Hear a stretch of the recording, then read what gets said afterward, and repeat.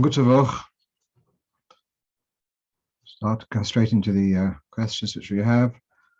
And the first one is a bit of perhaps a strange question. Who lights the electric lights, the husband or the wife for Shabbos? So what triggered this question is I found here the Sikha every week. There's the last 25 years, they've been publishing a Sikha from previous years. There's a group called Vad Hanochos Belahak, Kiddush, and they publish the Sikhas which from previous years. And so this past Shabbos, this past Shabbos, in honor of this Shabbos, they printed a Sikha from Tov Lamed Hey. The Rebbe is talking about Neirus Shabbos, and I found an interesting reference to the woman switching on the electric lighting. So I'd just like to go through the Sikha. There's just this piece. When the Rebbe launched this idea that girls should light Shabbos candles, so there were various questions about this. So one of the questions was if there's a justification for the daughter to be lighting a candle when there is already light in the room, or the mother is providing light in any case. So why should the daughter be making a separate bracha on lighting? That was the question.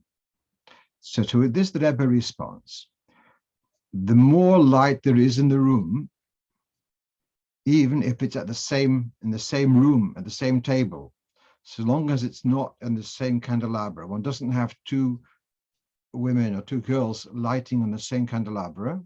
So long as it's even if it's in the same room, the more light there is, there's more shalom bayis, there's more harmony, more simcha, more joy. And he gives a reference to the Vayeshev, quoting from Achron Vayeshev as a commentary on the Shulchan Aruch. So the Rebbe here is attempting to justify that don't worry about the fact that it's going to be already light when the girl is lighting her candle. So what? Every Friday, it's okay for another woman to light with a bracha, even though there is already light in the room.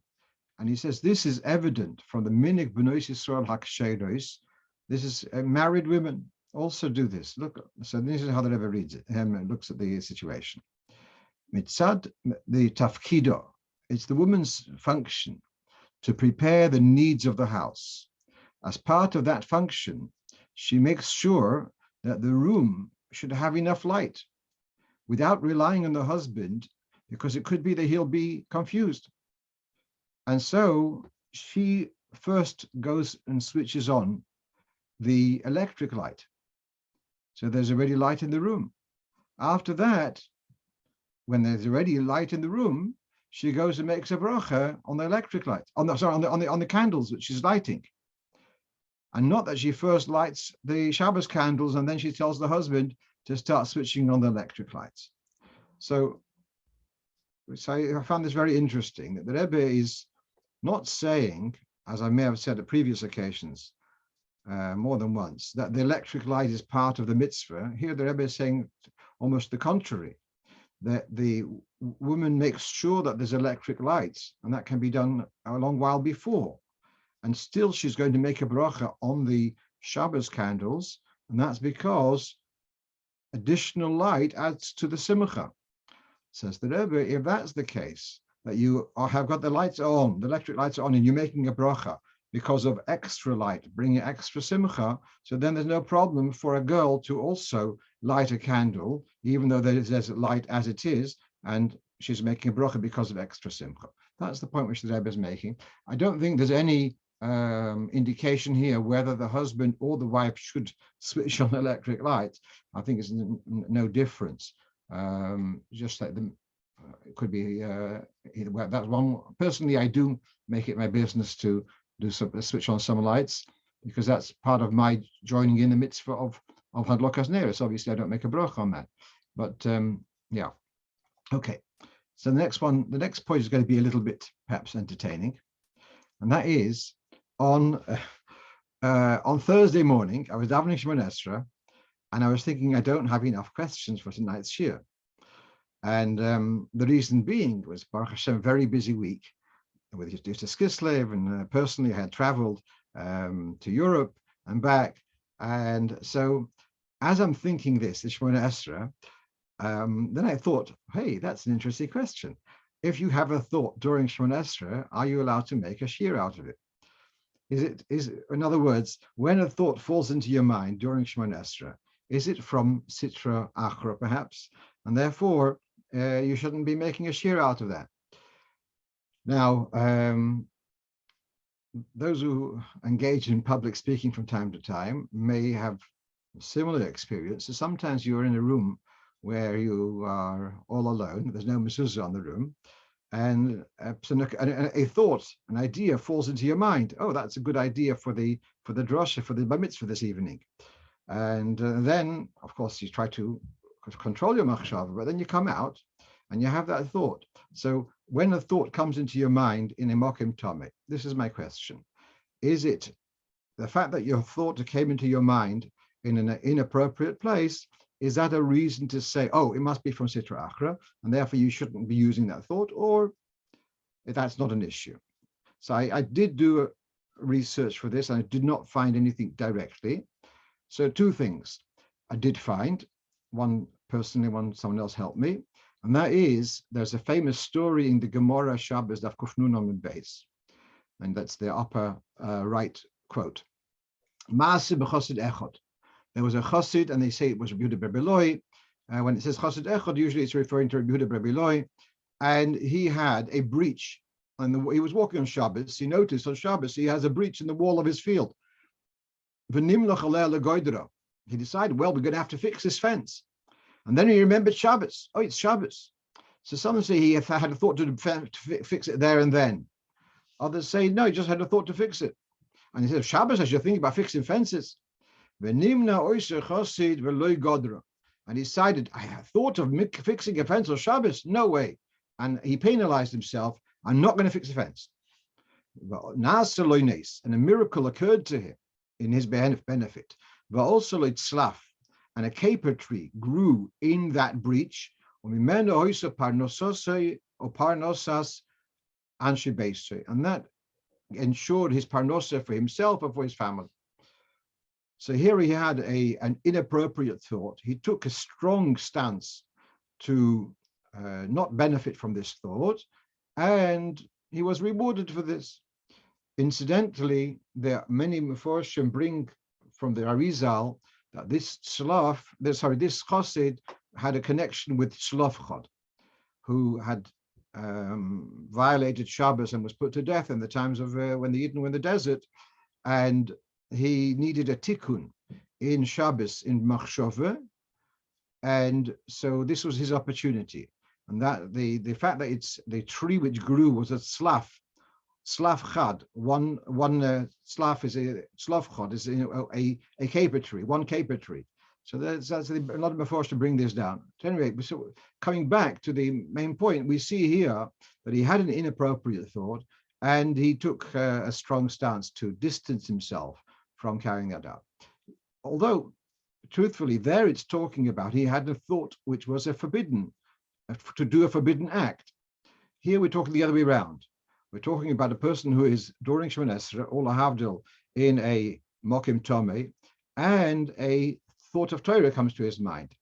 And is that okay? Is he allowed to use that, or should he reject that thought? So actually, I do a rehearsal now.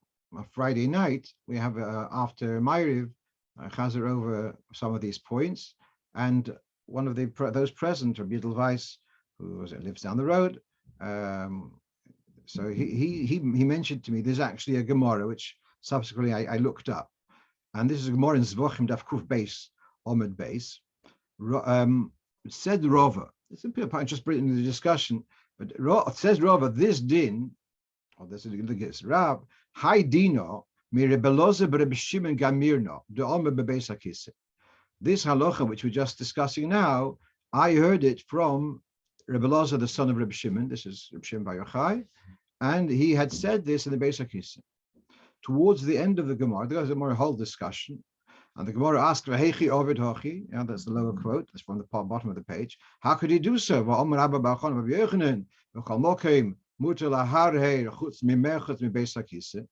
That you're now to think Torah everywhere other than in the bathhouse and the toilet, which he answers, the Gemara answers, if it was beyond his control, his mind was, that's a person's thoughts. It's difficult to control your thoughts. So his thoughts came to this, and so he shouldn't be faulted for that.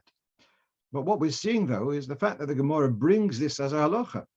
So this is very interesting that although it was in a mokem tomei, and yet the Gemara brings this into the halacha. So we can't really take a view that it's in Sitra Achra and you have to reject that thought. We see that it's okay. And how much more so if you have a foreign thought during Shemona Esrei. So then, all right, it's not the right thing to be doing. You should be focusing on your davening. But to say that, therefore, that thought is from Sitra Achra and you should reject it, doesn't seem to have a solid basis. Okay. Next question. A woman asks, until when may she eat on Shabbos morning without Kiddush? So we have a halacha that before Kiddush we're not allowed to eat, and that's both true, both Kiddush by night and Kiddush in the day. And here we have, this is from Simresh Pites, as you can see, towards the bottom of the quote, that this Kiddush should be Kiddush b'mokim suda, and you should not klum koidem loy, Kiddush halayla. You shouldn't eat before the day Kiddush like a night Kiddush. And then he says, you are allowed to drink water before Shachris. Before davening is not a time, you don't have the duty, it's not a time for Kiddush. Elsewhere, the Alter Rebbe says also a similar lotion, it's not as man suda. Before davening is not a time for eating. So what happens if a person for his health needs, he or she needs to eat? So according to the Alter Rebbe, before davening is not as man suda. You have to have something, but it's not a time for a meal. But what happens if it's a woman who's not going to be davening? For whatever her pressures are, she doesn't have the ability to stop caring for the children, and she's going to get up in the morning, she'll say Shema, and that's it. She's not going to be davening anymore. That's not the plan for today.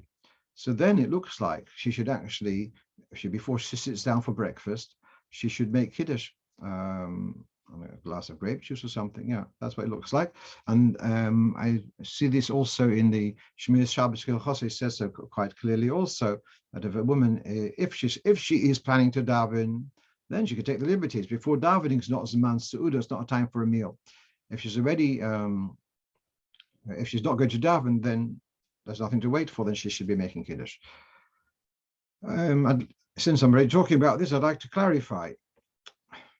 I've many times explained in this class in school the difference between a meal and a snack. The snack is just to give you a boost of energy till you get over the next let's say the next half an hour or hour, whatever it may be. A meal is to give you a fill for several hours. So although in Chabad it's quite common that people do eat before davening, and that's in order to give you the energy for davening. It's not a time for a meal. And that's something to be, should be communicated. It's not that we allow eating a meal before Shachris. It means we allow having enough food to be able to give you the energy to be able to daven. But it's not a time for having a meal with all the indulgence. That you have to leave for later. Or earlier, whatever, before the previous night. Whatever. Let's move on. Okay. So here's a question I received this week, that someone who has been a regular donor to a particular institution, and now he wishes to switch and to give his contributions to a different institution instead. Is that permitted? So here we have one of the specialists for him on Hilchos Tzedakah, is a Sefer Tzedakah Mishpat. You see the title there. And I'm just going to read Seif Vav. Misha Rogil Loses Tzedakah Le'oni Mesuyam. If you are accustomed to be giving your tzedakah, giving tzedakah to a particular pauper, lo yeshana miminhogoi losis le'oni achi. You should not switch to start giving to a different person instead. Vayesh oimrim. There are those who say that if the second pauper is a relative of yours or is a Talmud Chochem, that is grounds to justify the changing. So to explain something, there's a concept in Halocho called makire kahuna. In the good old days, Bez Hashem with Moshiach's times, we'll be giving matnus kahuna and levio. So if you have your regular kohen, there becomes a kind of contract that you have got with this person, that you give them your matnus kahuna, and you wouldn't switch that unless there's a very good reason. And so this is a similar idea. There's no contract here, obviously, but there is a relationship. And to break that relationship wouldn't be justified unless there's a very good reason. What this Sefer is suggesting, if, let's say you've been giving to a particular Motzei, and now your son or your nephew or whatever, someone who's close to you, opens up a similar institution, that's what he's suggesting, that would be already a moral justification to switch to be giving to this other institution. That's what he's suggesting. But overall, just to switch, to stop giving and giving to another place is not really advised. And now we're going to read a letter of the Rebbe addressing this very, very point. So this is a letter of the Rebbe in Igros Kodesh. You have the reference, it's Chelik Yotes, page Kuf Samach Gimel. So when someone writes to the Rebbe that he's been giving tzedakah regularly according to his capability to various sources, various institutions, etc., now he has a doubt because there are places which are more authentic, so to speak, in their Yerushalayim, and there are those, although they are basically kosher institutions, but they're not behidur, they're not so, their Yerushalayim, etc., their kashrus is a little bit less than the best. It's okay, but not best. So perhaps he should switch instead to give to the more muhudar institution and to stop giving his contribution to the one which is not so muhudar. So he's been giving till now to level B, and now he wants to switch and start giving to institution which is level A. That's the question. Says the Rebbe, Machshobos ko'elu, such thoughts always raise a suspicion where mihu ha'ma'oder oisam. Who is arousing them? Now, before talking about how do I know the thought is from Sitra Achra? So this seems to be a similar question. Who is encouraging you to switch? Is it mitzad hatoiv legamri? Is it pure goodness? Or is it perhaps a thought comes in from the other side? Now the Rebbe explains what's going on here. Possibly. It could be that the tzad shekeneged, the Sitra Achra, comes with all various schemes to discourage a Jew from doing Torah mitzvahs. Now, if it's going to come with a frontal attack and say, don't give tzedakah, well, you're not going to listen to him. So therefore, he uses the word mechapes. He looks for, it's interesting how the Rebbe prays in the words, mechapes or mischapes. Mischapes means to dress up, to disguise. So the Yetzirah, he seeks and he disguises himself. You've got this cloak of, I don't know how you translate. The word savua means a person who's not genuine. So he comes up with this thing, and it comes along and he suggests, you know what? You give me to this place, you can be to B, give to A. Later he'll come, says, you're giving so much to one institution, give them as much as you've been giving till now. And then what's going to happen is to the A, you'll give as much as you're giving till now. B, you've decided not going to give them. So you're not going to give the again. So there's your amount of contributions will be cut down, and B will be out of the picture. And you're not going to give more to the moistest, which are more muhuder. And the Rebbe continues, Bichlal yadua azhoras chazal bekam enyon tzedakah. Generally, when it comes to tzedakah, shaloi livdog Yoitze midai, not to be overly, not to be scrutinizing excessively. Or mi yoimar lemoistes asher shleimim heim al pi haTorah el shechoseh hidur. How much more so? Don't be overly scrutinizing with a Maaser, which you yourself acknowledge that it's a kosher Maaser, but it's not as muhuder. So the Rebbe says, don't look badly at them. Very, very interesting how the Rebbe is basically he's discouraging this idea of cutting down from one to give to the other. I just want to throw in a fascinating story in Gemara Baba Basra, which comes to mind as I'm speaking, that the father sends the son to deliver an amount of money to a poor family on the other side of town. The kid comes back and says, they don't need the money. They were sprinkling wine in the house to give it a nice fragrance. Now that was the wealthy people would do that. So the kid is saying to the father that they are quite comfortable. You don't need to give them financial assistance. So the father says the following: we have to be grateful for the imposters, because if every need which came our way had been totally genuine, then the fact that we don't assist everyone all the way would be a terrible indictment on ourselves. The fact that there are imposters out there, that is a mitigating factor for ourselves, for the fact that we do not extend ourselves fully for every needy person who comes our way. Okay, someone's put here on the chat a couple of questions, so I'm going to relate to that. Okay, let's go. Is changing tzedakah from a pauper the same gravity as from an institution? I don't think there's any difference. The point is that you have a particular beneficiary on a regular. I'm not talking about the fellow you just meet in the street one day yes, one day not. If there's a particular beneficiary who you've been helping on a regular basis for over a period and now decide to stop that is an issue. How to give an institution without crossing the threshold of commitment? That's a good question. Correction, is changing stock of an institution the same gravity as from a pauper? I think it's the same idea that you've created a kind of relationship here, and there is a reliance on your regular donation, and then to break that relationship would be similar to the idea of makire kahuna, which you shouldn't be switching unless there's a very good reason.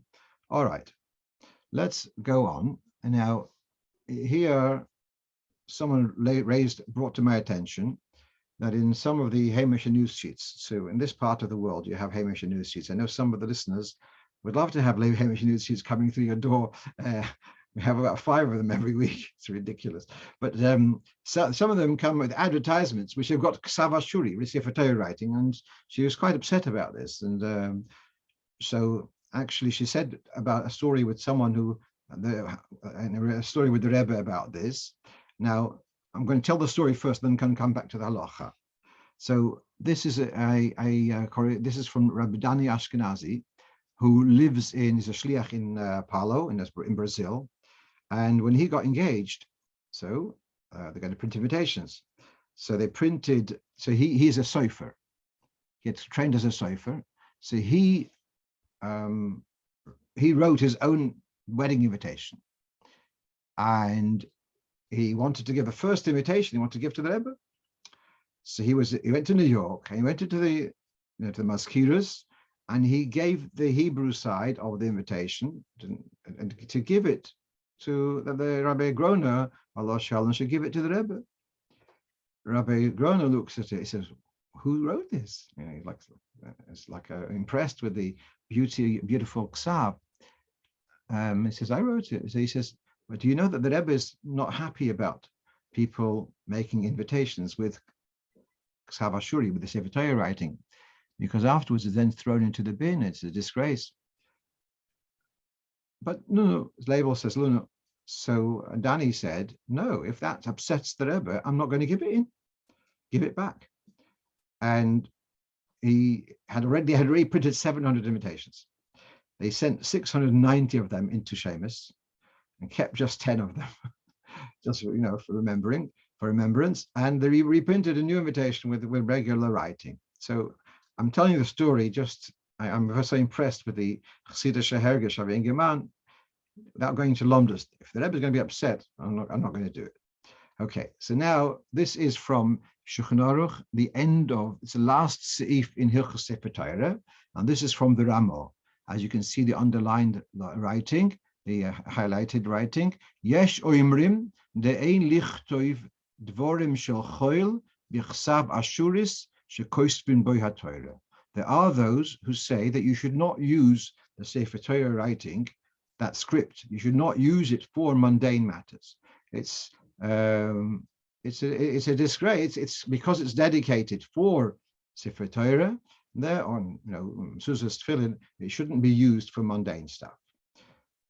So now, then we have next to this, we have a letter from the Rebbe's letters, Chelek Yud Beis. After my apologizing to you, and although it seems to be after the fact, but I want to raise the issue. I see invitations which are printed with Ksav Ashuris, plus even the tagin, the little crowns on the letters. It's well known how much the Rishonim and Achronim, how much effort they made to justify using block writing, because block writing is like a very basic writing, and the Sephardic script for Sefer Torah is like our block writing, a little bit more, perhaps a bit more fancy, but it's basically very similar. And so really you can ask the same question. Even block writing, Hebrew block writing, and that's actually one of the reasons why they developed on the margin of the Shulchan Aruch here in Reish Pei Vav. It's mentioned that's why they developed the Rashi writing. Or you can see sometimes Sephardic form, they had another script. They developed other scripts because when it comes to a mundane stuff, they wanted to write in Hebrew, but they didn't want to use this the Ksav Ashuri. So they developed other scripts as an alternative. And so when it came to printing Sforim with block writing, that wasn't an easy ride. But there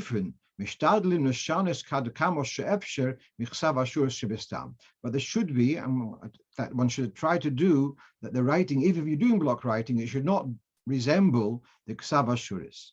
And he says, for whoever, he says, for you, I don't have to elaborate on this. And he gives reference to the Gilyon Marshal, this is Reb Shlomo Eger, on the margin of Simaresh Pedalad. He quotes also another Sefer Tzor earlier, the Rambam, in his correspondence, in his Sefer, his response called Pe'er Hadoir, quoted in the Rik Beis Yosef, in Reish Pei Gimel Gen Yerdeo, and the Radvaz in 2 places, which I didn't look up all of those sources, but this is just bringing the point that the Rebbe he's saying here, really it's a Halocho in Shulchan Aruch, that one should not be using Ksav Ashuris for mundane stuff. So using them for advertisements, etc., is not really the right thing. Let's see what Arya Freeman writes. Today we place tagging on Sefer Torah writing due to minhag. Tefillin mezuzahs are achir. Even our print in the Siddur is far developed. Right, but the point is that we do have a dedicated Ksav, at least we do, which was clearly, we call it Sefer Torah writing, and that shouldn't be used for mundane stuff. Okay, let's move on. Right, so I don't normally talk about Tznius issues in this year. But a teacher asked me to clarify this, and so that's why I'm dealing with it. Okay, there's something called leggings apparently, and they are like, for those who are not familiar what this is, it's like tracksuit kind of. It's like hugs the. It's a perhaps like made of cotton, but it's a kind of trousers which hug the leg, and they go down obviously from higher up in the body, go down till the ankles approximately.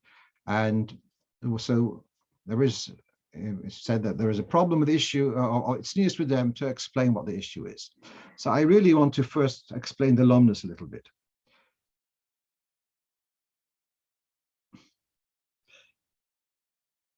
The Gemara, in this Gemara in Brochas Daf Chof Dalet, Omar Rav Chisda shoik be'isho erva, that for a woman to expose her shoik, the part of the body called shoik, that would be considered erva, it would be embarrassing, etc.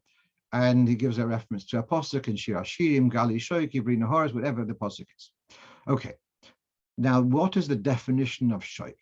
Here's very, very interesting. Now, we have the word shoik comes up in Torah, Ksav Ashuri. It's mentioned about for the karbonos, that the shoik of the animal, and the shoik of the animal. So the leg, this is the hind leg of an animal. I guess this area, the top area, is called the pelvis. But this top piece, the leg is basically in three sections. The top section, the top third, is called the yerech. The middle third is called the shoik, and the bottom third is called the regel. Now, to explain, the human leg is also made of three parts. You've got the upper leg, the lower leg, and then you've got the foot. An animal doesn't have a foot. It doesn't have the horizontal foot, which humans have, at least most animals. And so when we say shoik in the animal, the shoik of the animal is away from, it's above this first joint. It's the second piece of the leg.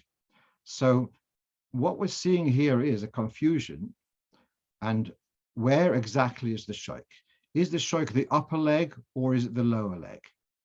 So curiously, the Mishnah Berurah seems to take the view that the shoik is the upper leg. Most other poskim don't agree with that. And most other poskim understand that the shoik is the lower leg. And when the Gemara says shoik be'isha erva, they're referring to the lower leg. You all know that one of the words for socks in Hebrew is batei shokayim. So that means the socks are pulled over the lower leg. That's the shoik. But the Mishnah Berurah is a little bit, he takes the view that the shoik is the upper part. So according to the Mishnah Berurah, the exposure of the lower leg would not be asur. According to most other poskim, it is asur.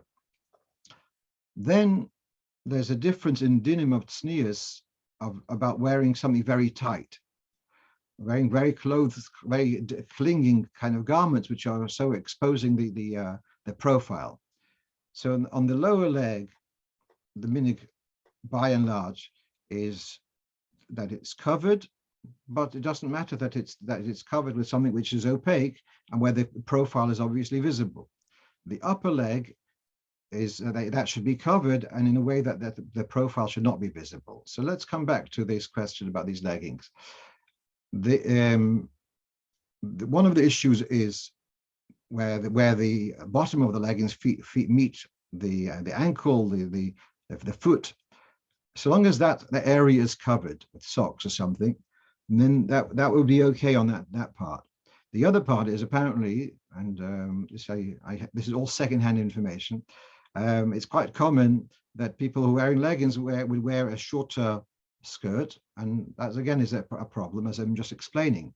The upper part of the leg should be not only opaque, covered in opaque material, but also shouldn't be in a way that the profile should be emphasized. So this is what you have over here in got from the Sefer Piskei Teshuvos again. This is in Siman Ayin Hey, and he quotes the Mishnah Berurah, and then he says that all the other sources, Hayodom, etc., they say that from the karstul ad haberech, from the ankle until the knee, that's the shoik. And therefore, that women are careful to wear socks of sorts, stockings of sorts, which would cover the lower leg, even at home, not to be machshel other people, to be able to say a brocha or something if that's exposed. So I hope that's added a little bit clarity to the issue. So to summarize that, so long as there is a skirt which is well over past the knee, and where the foot meets the leg by the ankle area, if that is covered also, that shouldn't be a problem. Right. One of our questions from Motzei Shabbos is asking, since we've been talking about not using Ksav Ashuri for mundane stuff, can you use a Kiddush cup for drinking water? And the answer is yes. It's not the same. Here it's a Kiddush cup it's a keli. It's for yourself to drink. Ksav Ashuri is dedicated for something which is holy, not just, you've got a difference between Tashmishe Kedusha, Tashmishe Mitzvah. So, so you can, if you want to have a drink from your Kiddush cup, you can continue doing so. Okay.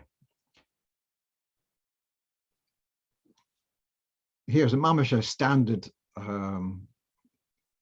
Well, Rabbi Isha he used to say this, a tepel lefel shaila, a really regular question.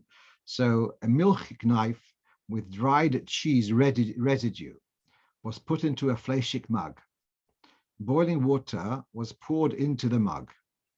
The hot water from the mug was then poured into the empty fleishig sink. What's the status or halachic status of the knife, the mug, and the sink? All right. So let's say the fleishig, even if the mug was a ben yoimoy of hot fleishig soup.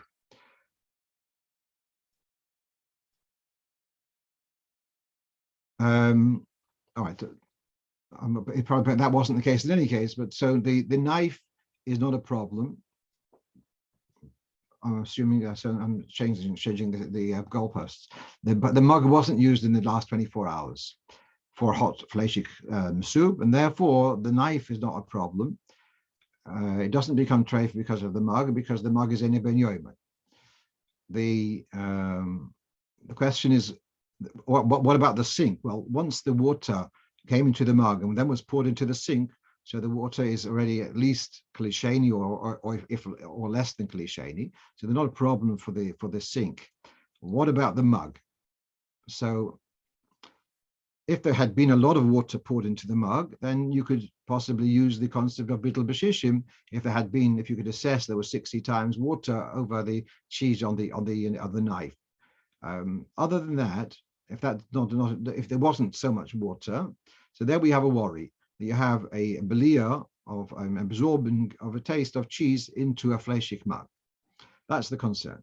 Now, what my answer was, that if it is I asked if it's part of a set or is it one of those standalone.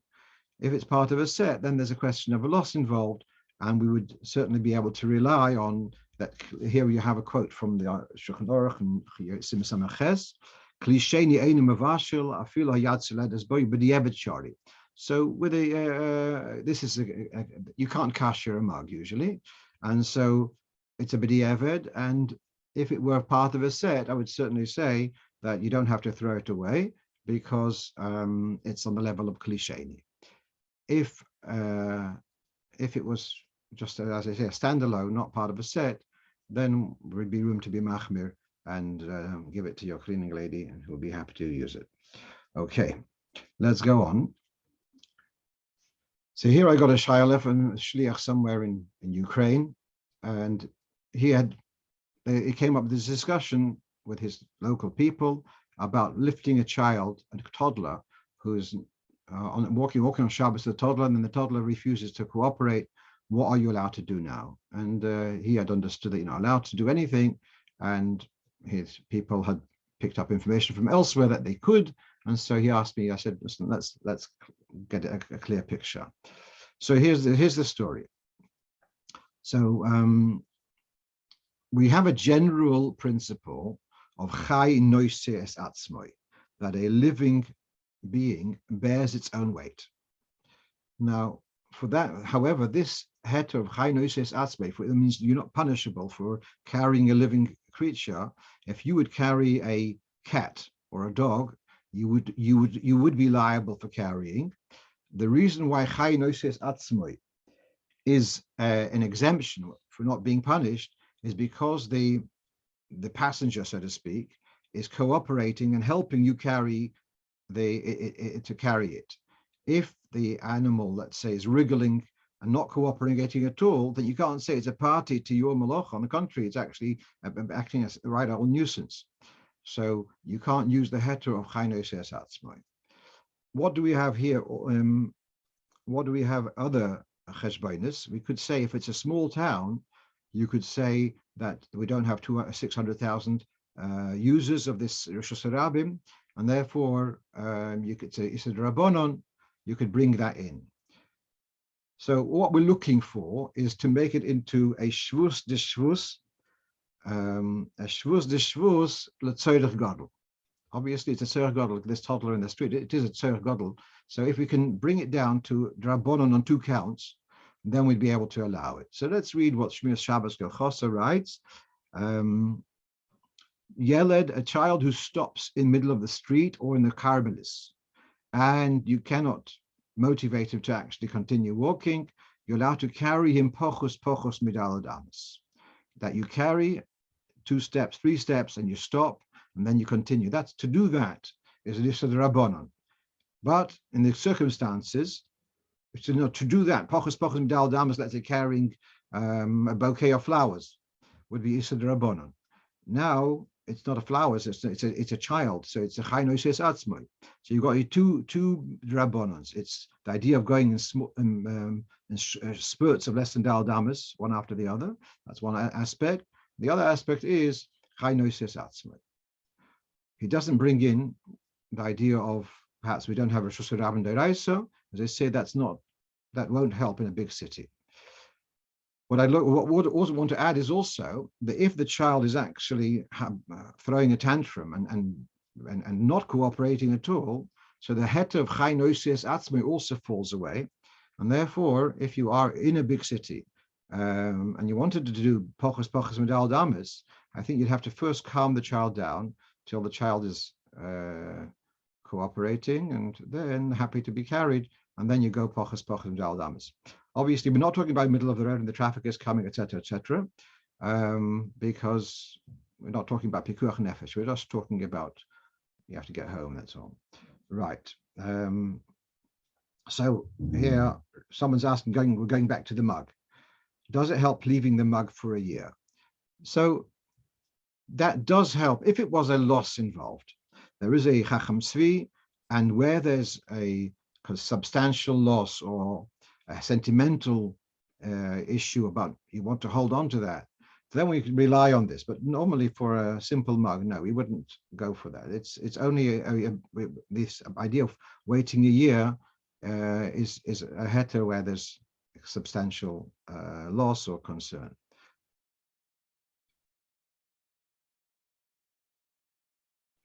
Rabbi Singer is asking, isn't there Sitra Achra in Hilchos Pesach maybe about not making an issur of bosa b'cholov if the blia is pogum? If I'm not mistaken, you're referring to Siman Tov Nun Aleph Sif Yud Gimel, not a Sitra Achra, but there's a very beautiful note there about bosa b'cholov, hetera bola, etc. All right, but I guess we'll have to discuss later. Let's move on. Here we go. All right. So next question. I'm not totally confident, but the question was raised, and the question is the following. So I bought a property for an investment. For investment, let's say I bought this property. It cost 500,000. I had a down payment of 200,000. I borrowed 300,000 from a building society, from a bank, and I have a tenant there. The tenant pays rent. So now I'm getting an income. Do I have to give Maaser from the rental income? That was the question. So I thought about this for a while, and I mean, let's try to come from a particular angle. Let's say I sell I'm a grocery. I sell cheese. I sell a block of cheese for £5. How much did I pay for this? I paid, let's say, the wholesale price. I paid £2. I've got my markup, my rental, I have to run my overheads. So if I sell a block of cheese for £5, if I made £1 on it, I'm lucky. Yeah. So how much? So I don't take Maaser from the £5. I take Maaser from the £1. So in this case, with this investment, I bought this property and I've got this massive mortgage of £300,000, and I get rent. I'm not really making any profit as yet. This is like to pay my overheads. Obviously, after a while, there will be an equity, and from the equity, I should be giving Maaser. So I've never really learned the details of accountancy. Is there a difference between income tax and a wealth tax? So the income, I wouldn't see that the regular rent would be subject to giving Maaser, but after some time, when there is a realized equity, especially if you're going to sell the property, and then you say, well, I bought this property for 200,000. Now I was able to sell it and have an equity of another 100,000. Well, then at that point, you should be putting aside Maaser of the equity. That's the best I could do. With I tried to find a bit more sources on that, and I didn't find it be addressed so clearly. Okay, here I had this question. A non-Jew asked me why Yidden, two questions, why Yidden shockel and why Yidden wear a Tallis when praying. May I give the Goy a Torah explanation? So really this question is teaching Torah to Goyim. Torah is given to us. Are we allowed to teach a Goy Torah? So generally we shouldn't be teaching Goyim Torah. Some say that that's only Torah Shebal Peh, Torah Shebichsav you are allowed to teach them. Also, if they come along with this is from a sefer called Psokim Shuvas on Hilchos Talmud Torah, and he's talking about this detail about teaching Goyim Torah. If the Goy knows, he comes along and he seems to know a halacha, but he's misunderstood it, so you're allowed to. And he thinks, well, you're not doing the right thing, and therefore you're allowed to just explain. I remember when I was learning to drive, that's going back a few years, and actually my driving instructor was actually Jewish, but he asked the question, how come you have photographs, it says in the Ten Commandments, you mustn't have a graven image. So I explained to him that means a sculpture and not a flat picture. So I'm just giving the example. If a Goy would ask that question, and they say, well, you are violating your own the Ten Commandments by having photographs in your house, and you will explain to him, no, that the halacha is referring to sculptures, not to pictures. So that seems to be okay. But coming back to the immediate question, a Goy asked why you didn't shockel and why you didn't wear a Tallis. I did say about the Tallis. I told the person asking, refer the Goy to read Psalm 102. So there you have in Torah Shebichsav, talks about a person wrapping himself in prayer. The idea of why we shockel, we know that there is a mention in the I think in the Kuzri that is the reminiscent of Har Sinai of Vayar Ha'om Vayanu, but I didn't think that there's a reason to tell the Goy explanation. It is in Torah, and no need to be matir to tell the Goy the reason for it. Finally, what we have on the list is that someone's asking the question that they're going to be spending Shabbos Chanukah at they live in one area, they're coming for Shabbos to another area, to the children's home, can spend their Shabbos. So Friday evening, before Shabbos, the son will light the menorah, and the mother will be Yoitze from her son. This is a woman asking the question. She asked the question of Motzei Shabbos. can she be Yoitze from her son before she goes back home, or does she have to light when she gets back to her own house? So generally, one should be lighting menorah in one's own house. But here, actually, if necessary, one could be makel and say, listen, it's still her house until she's left. So because she came there and she spent the night Friday night, so this has become her home for this period until she leaves their home. Then it's still her home. It's an interesting question which comes up when the chasna if a person gets married during Chanukah, where does the chasna light menorah? Because in the morning he lived in one house, and the evening he lives in another house. Where exactly should the chasna be lighting the menorah? Especially, you don't want to leave menorah till after he comes home after the whole chasna, likely forget, and also eating a whole meal with other Maaser before a mitzvah is also questionable. Sometimes the chasanim will, depending on the timing of the chuppah, etc. One solution would be actually to light the menorah in the yichud room. Chasan pays rental for the yichud room, and they eat something there, and that's their home for that time. That would be one solution. Now, I just want to finish off. I'm finishing a little bit early, and I had some very nice feedback about the discussion we had a few weeks ago about Mansapach and how the division of Mansapach allows it to be divided to 90 and 90 and 100, and that being the gematria of Melech, Molech, and Yimlech. So I had then there's a Zohar which connects it with Yaboik, and I was thinking today, should I share it tonight? It's a nice thing.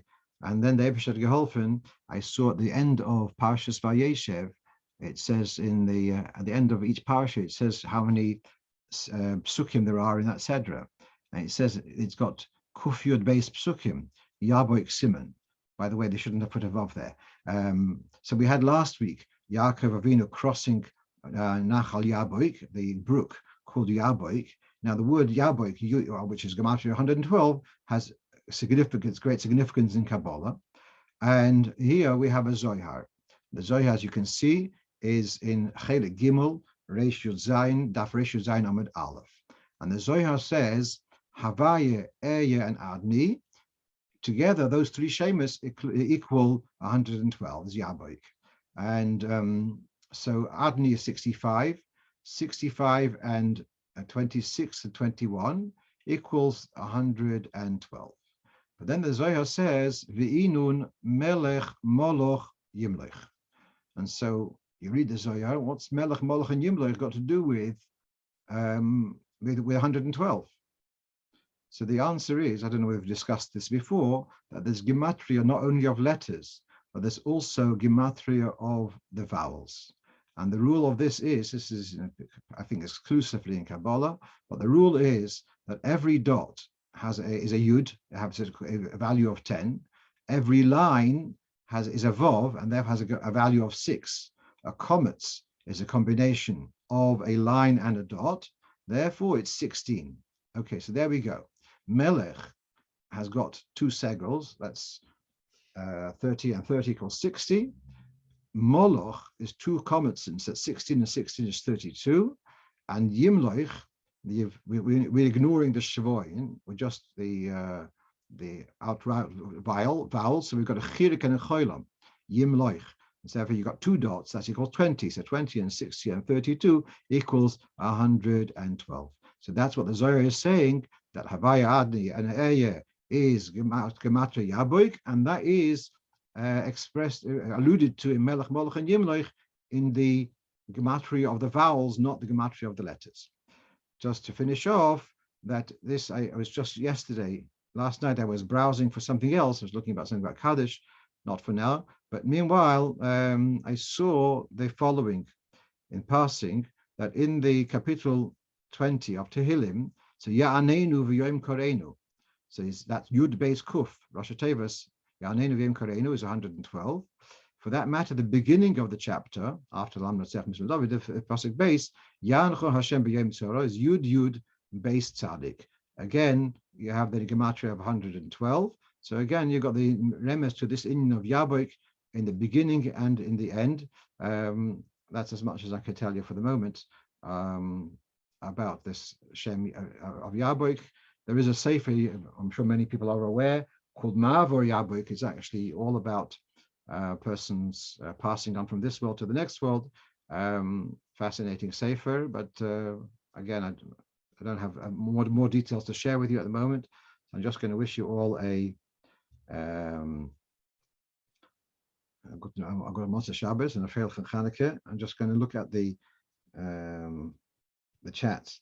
I spent Shabbos. Someone's asking me that he spends his Shabbos he spends in one place because he's a rabbi in that place, and then he comes home. He tries to leave so really in this case you have a choice.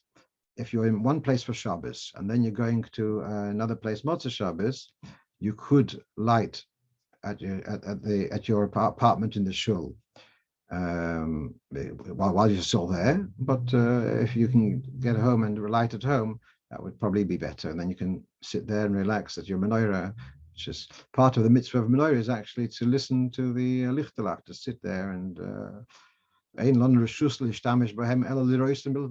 inyan of liroisim, there's an inyan of staying with the menorah liroisim, and so I guess that would be the better one instead of being nervous and waiting to put them out. To just get in the car, go home, and light them at home. All right, so I wish you all a Chanukah and Simchas Tov Kol Hayom, Kol Tov.